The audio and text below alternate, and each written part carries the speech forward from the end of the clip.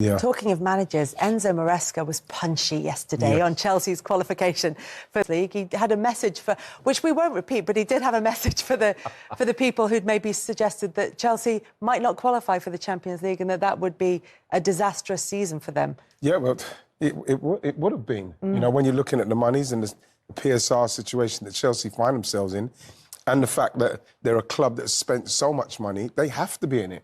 You could see, like, people were sending me like memes and everything of Chelsea players going crazy that they've qualified in fourth, like it's a trophy, you know.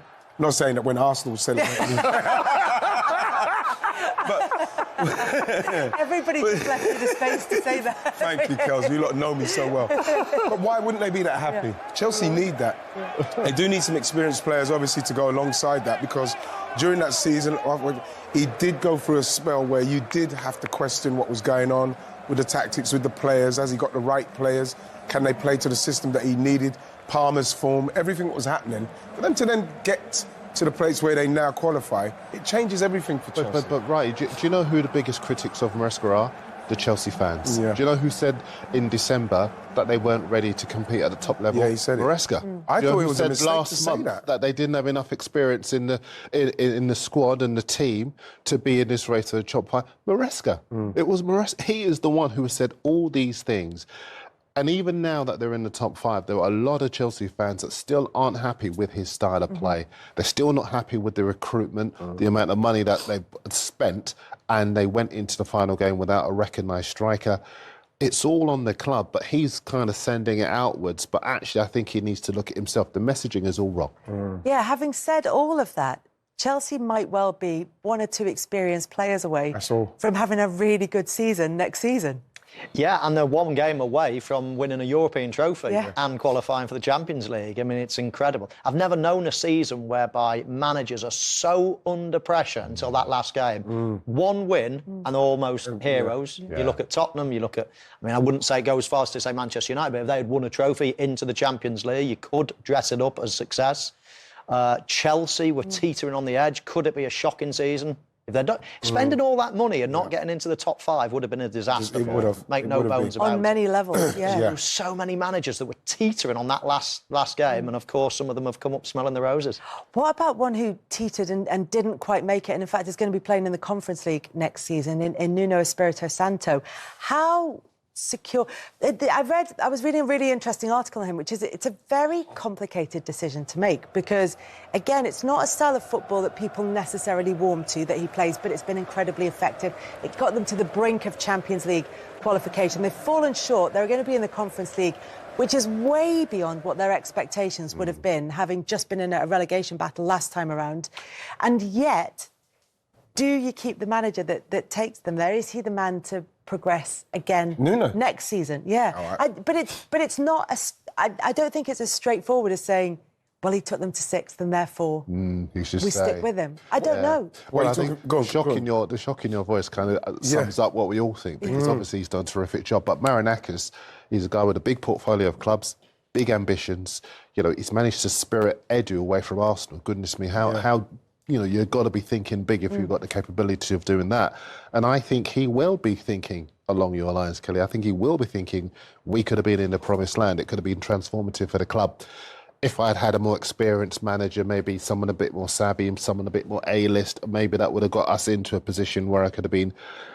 He's probably spent the money already, you know. So, yeah, I would worry for Nuno. I really would, despite the fact that he's done a superb job. This time last year, they were 17th in the Premier League. This time around, they're in Europe. But I don't think that's going to be enough for him. You have to look at it and you think, so how does a manager like Nuno then get to that next level? If he's done everything what he's done with Forest up to this point, you know, once he's come in after the managers that they had and he's stabilised everything, he's got them to play a style of football which works for Forest, very solid at the back, the two guys in front, the fast wingers, the big man up front, and it works, and they do punish people, they play it very well. Unfortunately, they came up short, but then why wouldn't you then give him the backing to say, right, next season I need to be in Champions League? Because you think to yourself, how does Nuno kick on? You know, we saw what happened with him at Spurs. You know, we know he had a good time at Wolves. We saw what happened with him at Spurs. He seems to have found his feet at Forest. how does Nuno go again if he then gets sacked by an owner that you would not be surprised if he did do it? I'd be very, very disappointed, because then I believe that Nuno's got the capability of getting Forest into that top 4 with what they've done this season. But, Conference League, as much as, we look at it, and obviously it's the least of the tournaments, you still got a chance to be in Europe. You've got to take it. And the other thing as well is, for Forest fans being back in Europe as well, they're going to have the best away days, because the Conference League, with all the kind of sort of smaller towns and that, they're going to have the best away days, those Forest fans, if they're going to be travelling around with Forest next season. We should also talk about Manchester City. Pep Guardiola has already said, even when they went into the FA Cup final, he said, even if we've won that, it's still not a good season by our standards. So going by what the manager has said, even finishing third, getting to a cup final, it's not enough for City. The question is what they do over the summer and whether that puts them in a good position to get back to where they want to be next time. Exactly that. I happen to believe that there's that much wrong there that they'll do very well to bounce straight back and become champions again next season. Rodri coming back is obviously going to be a huge boost for them, but that team is going to be almost unrecognisable from the successful team. Already you look at the team now and there's 4 or 5 players that you think, well, they weren't the players that went and won all those big trophies. They've already been a big change, and I feel that it's going to be even more change over the summer. A lot of the household names, Gundogan will probably stay, but the Silvas, the Gundowans, the Kovacic's, De Bruyne is going, but they're all 30 plus. Grealish potential. Grealish is going to go. Massive change about to happen, if it already hasn't. It's been a really poor season, and as I say, I think they've gone that far backwards. I actually look at the league table there and I think it flatters them. They've been really poor this season. They've done well to get into third, really. Liverpool, obviously, they only got 2 points out of the last 12. They sort of totally took their foot off it. So, in theory, they're probably 20-odd points behind in reality. And I think that's far too much of a gap to make up when I think it's a bit of a rebuild job. And Pep Guardiola's never done that before. Lots of people say how good he is, and he is. He's incredible. But he took over at Barcelona, he took over at Bayern Munich, he took over at Manchester. He had unbelievable teams that he was taking over and did unbelievable things. Of course he did. But he's never really had to see through a total rebuild. And I think he's got one on his hands now. Yeah, and that's going to be very interesting to watch and see how he approaches that. We should also, just for you, talk about Tottenham, the Europa League winners. They've qualified for the Champions League. They finished in 17th in the table. Ange Postecoglou has done it. Yes. He's got the trophy in his second season. He always does it. And he talked about that comment and said, I wasn't being particularly belligerent or defensive there. I was just saying, that's what I do. I do always win a trophy in my second season. How did they do it? Can I just say quickly, Dan, I watched them yesterday, and watching them yesterday at home to Brighton losing made me think, did that happen the other day? Yeah, but that one is understandable. Yeah, but the thing is, but the rest of the performances. Yeah, but it's like they were that poor going into it. Then all of a sudden they get that performance, and I'm not saying it was magnificent. And then they win that, and they get all the jubilation and everything. And then Brighton happens, and I'm thinking, did that really just happen? Are Tottenham in the Champions League next season, and did that really happen? And yeah, it did happen. I couldn't believe it. I couldn't believe, something? I was there, and I just had to sneak out like a thief in the night, because I went to watch it. Can't believe I went to watch Tottenham and Man United, but you cannot help but feel happy for the Tottenham fans. What I saw, and I'm pleased. I'm pleased for Ange, even though it's been a nightmare season for them. I'm pleased for Ange because if you hang in there, you can get something, and that's what he did. I think, and knowing the club as well as you do, having covered them for so many years, Darren, I think what he said about the significance of winning that trophy is really interesting, because he said finishing, for example, third in the table, moving up the table, is not necessarily going to change the culture at a club. Only winning trophies changes the culture at the club. And until you've done that, you don't know what that feels like, and you don't know how to get over the line. I'm really interested in that because of what successive managers have said about the mentality at Tottenham. Well, Conte being the one who was really scathing when he left, and then Mourinho afterwards joked about Spurs as well, and lots of 11 managers over 17 years have failed to do what Postecoglou's done. Mike can speak to you more about sort of that culture of winning that basically develops within a side that manages to get over the line. Maybe you're right as well. But I think as far as Spurs as a club are concerned, they've needed this. Yes. For me, this is the first European trophy in 41 years. They've actually needed that because I think it's such a big trophy. Arsenal haven't won a trophy in Europe. And so this kind of places them, in a way, it gives them that bit of kudos that they can really kick on with. But then it becomes about another big chance for the chairman, Daniel Levy. Are they going to sanction an expenditure that's going to get them back into the top echelon in terms of competing for players going above what they have had as a wage bill and bringing in the quality that deepens a squad and gets a bit of consistency? I was with Spurs fans at the weekend and they were saying everyone keeps making reference to all of our games that we've lost. But nobody cares if you win a big trophy, and that's what we've done. So I don't understand why people are And do they let it. Postecoglou spend that money? Yeah. You know, a lot of people are saying, right, even though he's gone and won something, will something change in the next week or so? Will he still be the Do you man? sack a guy who's made? Does any business sack a guy who's made £100 million for them? And Or taken them to when Daniel Only Levy football. brought in Jose Mourinho, he wanted to bring in a manager who could win trophies. Yeah. Now he's got a manager who's won a trophy. Does he stick or twist? And he did in the past as well. And has every second season. But you've won trophies at some of the biggest clubs in Europe. So is there something in the psyche? If you are a club that wins trophies, is it different? Is there is there something absolutely. different? Absolutely. I totally hear what he says about, coming third or fourth in the league or winning something. You remember those days, you cling on to those days, you love the feeling, you want that again. I mean, I'm a little bit, as a total neutral, a little bit doom and gloom about Tottenham, to be honest. I mean, they have been awful all season. The only reason they probably won that competition is because no Champions League sides now drop into the Europa League. Did they play anybody any good? I mean, even the final, I mean, it was probably the worst game of football I've ever watched. European finals are never great, bad. but that was... It was so bad. I mean, I rarely want to switch over in a five. I've got to say as well that Darren forgot that we did win the Cup Winners' Cup. Cup Winners' Cup. Expanded now. It's because when you said Arsenal haven't won, I just thought to myself, oh, you're Naeem. Yeah. But the Naeem from the halfway line, but we won it the year before. But But don't you all agree that finals are for winning? The quality of Absolutely. the doesn't have to be but particularly- Darren, We're talking about the future now, aren't we? And whether Postecoglou's the right man, whether he's going to, what type of position are Spurs in, is winning going to spur them on to becoming a better team? So of course, winning is the only thing in the final. But now they've won it, looking at the future, where are Spurs? And I would be in a little bit of a negative camp in terms of saying it was a really, really poor season. And OK, you can cling on to the fact that they're in the Champions League and won a trophy. But if you delve a little bit deeper, it's not like they were playing way better in that competition. You think, oh, my word, so they have got it in them. They were pretty average in that competition as well. But again, the facts are, the record shows they're winners. And second of all, the culture's changed. That's what it is. And third of all, they've got the platform in terms of where they go from here to bring in players so that they can offer Champions League football. And I love Ange. That's what I love. When you talk about, we always talk about managers doing a job at a club, right? A job isn't finishing third but no trophy. A job is what Postecoglou's done.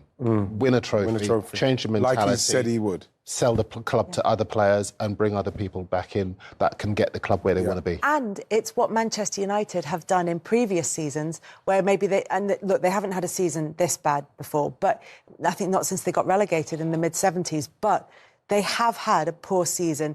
What they've done in previous poor seasons is win a trophy. By hook or by crook, they've got their hands on a piece of silverware at times. And this time, they weren't able to get that over the line. So, as poor as Tottenham's season has been, Manchester United, in terms of the league, have only been a point or two better off than them.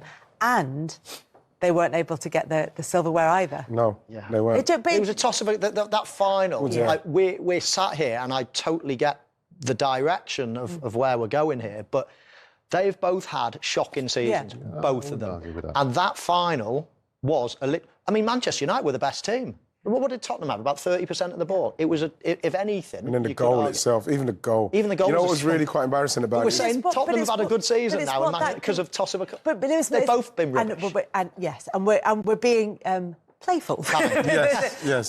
But the point is, it's what that does then going forward. It's what winning a trophy in a really hard season can do. If anything, I mean, you two will know. It might mean nothing. It might not be able to change anything. But if you can look if you're Man United or Tottenham and say these seasons were awful. And Amorim went on the pitch yesterday and apologised to the Manchester United fans for the season, of which he's only responsible for half of it. But, you know, he's kind of gone on and apologised to them. But if you come out of it with a trophy, do you start next season differently? I don't know. You might tell me I'm talking rubbish. No, and it will. Listen, it can only be a positive. Of course, it can. It only be a good experience. Can only be positive. But I'm very much my outlook on life really is that if you keep doing the right things, or the wrong things for that matter, if you keep being Manchester United and Tottenham, putting those performances in. Let's get it right. Tottenham were very, very, very lucky to get away with a really poor season. Now they're in the Champions League and they've won something. And if you look at both the managers, one is doing a speech and everybody's cheering for him. And I love, Postecoglou. But one's doing that and one's having to apologise.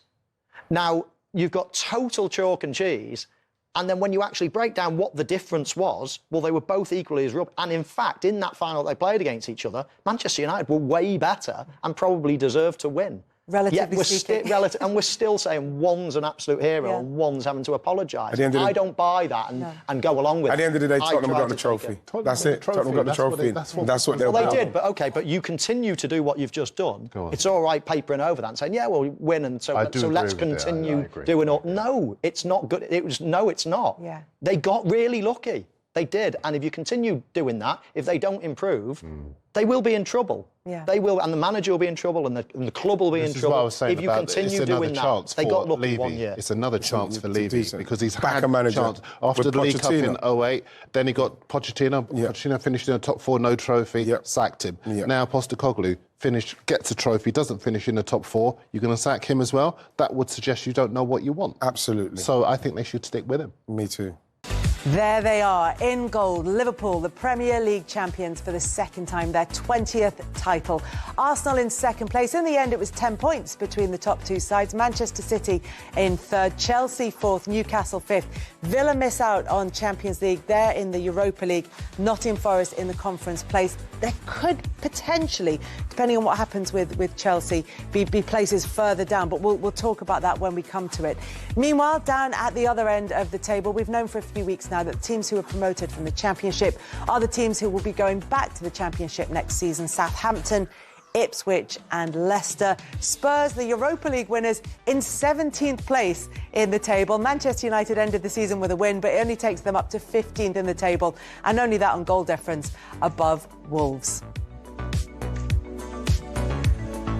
We'll reflect on most of the big stories around the league season, but we're going to start by what was a dramatic final day in terms of the Champions League places. Michael Owen is here, Darren Lewis is here. It kept changing. I mean, by half-time, there'd only been one goal, and that was Manchester City's, and nothing was really happening. No. But it opened up in the second half. It did, yeah. But there was an excitement about it simply because we needed some form of excitement because obviously Liverpool had done it, and like you so rightly mentioned in the intro, by 10 points, which made me feel really bad in the end, Kels. But it's better than the 15 it was when they actually won it. But yeah, in the end, obviously, I kind of felt for Villa. You heard. What's the captain? John McGinn. Yeah, John McGinn's interview talking about how, they played badly in that, but those kind of decisions. And again, to have one like that was really sad for him. But I think that it's been a great season, and it feels like it's a massive downer for them simply because of the way it ended. But I was quite excited the way it ended in the end. OK, well, we'll come to the other teams then, but we'll start with Aston Villa then, because it was an extraordinary decision, and that is the difference between potentially Champions League, because you don't know what would have happened if Villa had gone one up at this point. So the referee on the pitch decides that the keeper has got it under control, and so Morgan Rogers has fouled him, and therefore the goal doesn't stand. He blows that. So I think it's fairly universally agreed that it wasn't a foul and that Bayern didn't have it under control. The referee blows the whistle before that happens, and so VAR cannot intervene because the ball hasn't crossed the line. So it's not a goal decision. And that's where the problem is.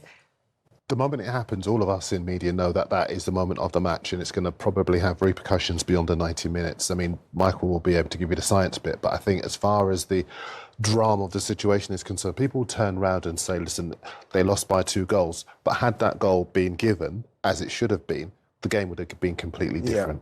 And so I feel a huge amount of sympathy for Villa because it's a mistake by the referee. You know, and Villa down to 10 men as well, we should say, because Emi Martinez had been sent off on stroke at half-time. Yeah, you do feel like people are talking about the the experience of the referee. Should they have had a more experienced referee? I'm not sure that should have been the case. I think that referee with the rules, knowing that, you know what, I can let this run, and if it's a foul, then I'll give the foul, but let VAR do its job. That was the big disappointment. And like you rightly say, Darren, for Villa, you know, John McGinn talking about how poorly they played, but that kind of gives you a foothold back in it, Kells, and you might be able to kick on there. So it's a massive, massive mistake, that was. And Villa have made a complaint, Michael. They've made a complaint. I mean, it's not going to go anywhere, is it? I mean, but actually, I think they've said that. They've sort of acknowledged that. They've intimated that. Which is wrong as well in itself. It is. They've been wronged. They have.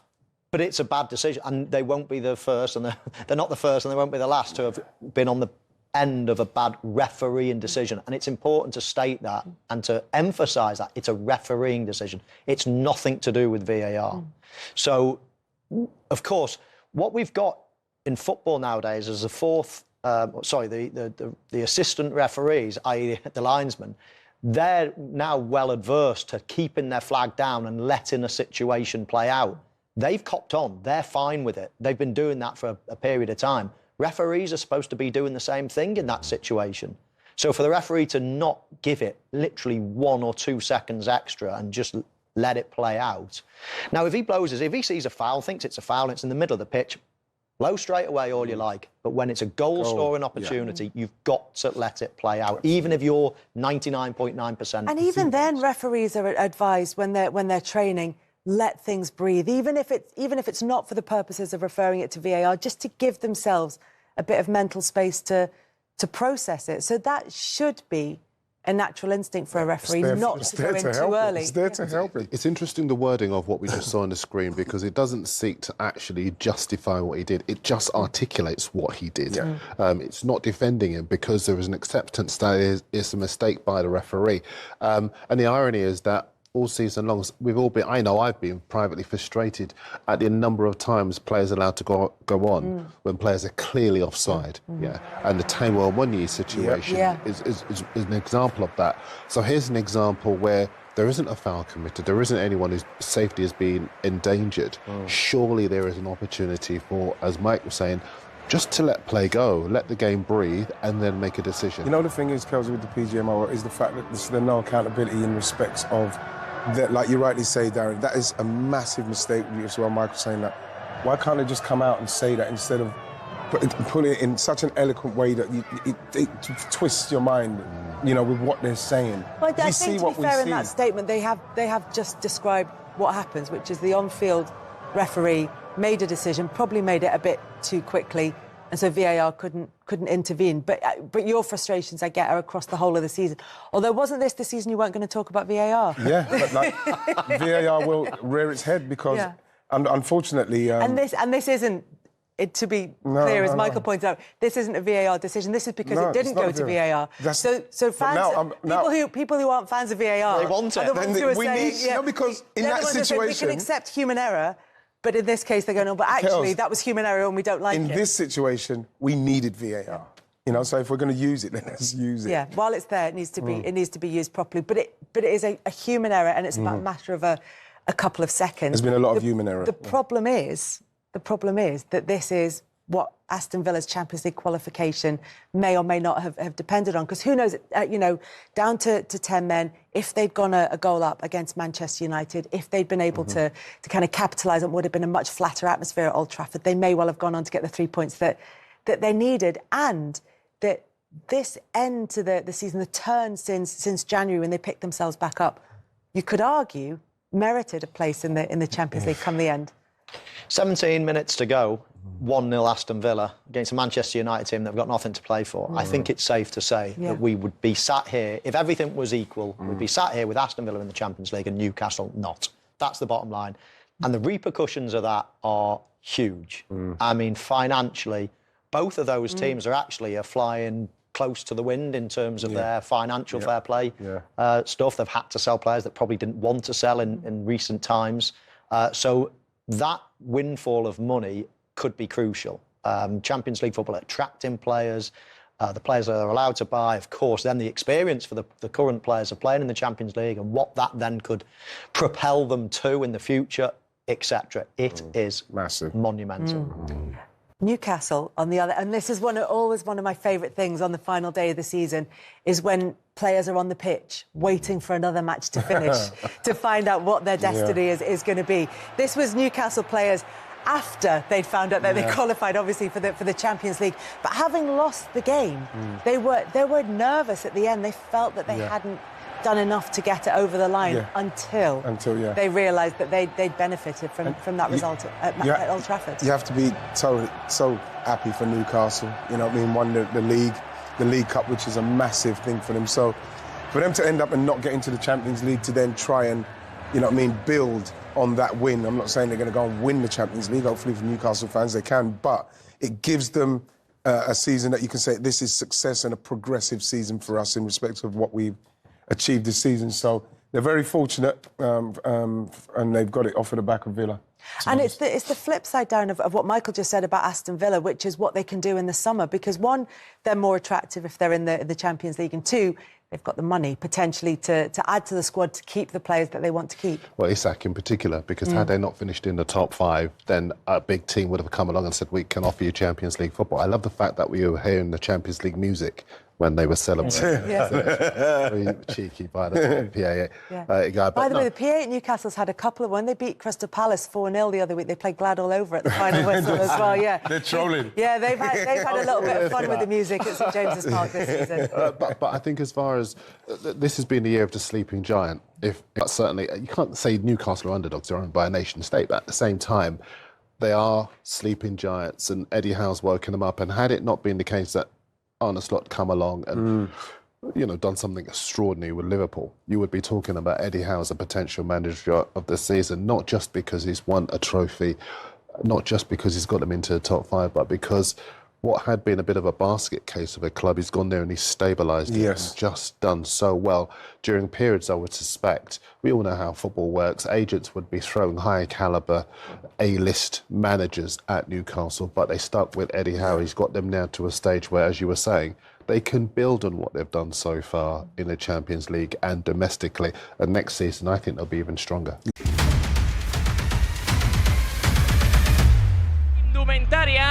La Kings Limited Gold Edition, solo hay 50 unidades de todos los equipos y también puede ser vuestra entrando en kingsleague.pro. Así que es los datos a tener en cuenta en cuanto a indumentarias. Gran partido, Gonzalo, Gerard, el que tenemos por delante. Ojo, estilo La Bombonera, estadio de River. Hostia, más minutos de retraso en el inicio, ¿eh? Ya tenemos lío.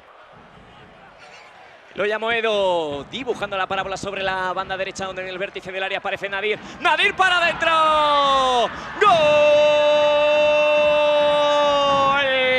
De Nadir Lua, que tiene una facilidad pasmosa. Encuentra a Pablo, que balón para Nadir para el segundo. Se zafa de Cócera, es un golazo. ¡Es un golazo! Señoras, señores, bienvenidos al show de Nadir Lua. Pibe. El mejor.